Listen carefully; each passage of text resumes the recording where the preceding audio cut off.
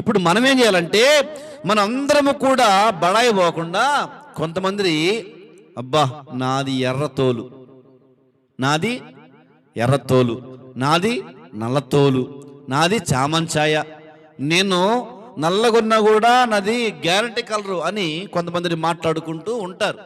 కొంతమంది కలర్ రాసుకోవటం, మొహానికి అది రాసి ఇది రాసి పెండబూసి ఏంటి ఆ బ్యూటీ పార్లర్కి వెళ్ళిపోయి రకరకాలుగా తయారైపోతున్నారు.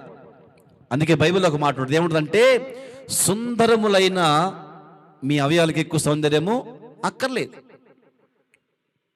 ఇప్పుడు మన మొహాలకి ఫేరన్ అవసరమా? అవసరమా?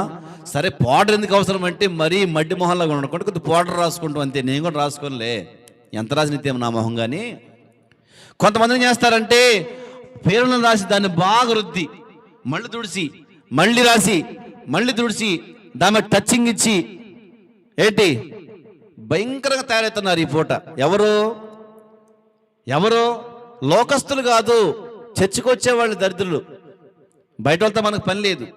ఇప్పుడు కొరింథీ పత్రిక ఎవరు రాస్తారు? ఈ లేఖ పౌలు గారు రాసిండు.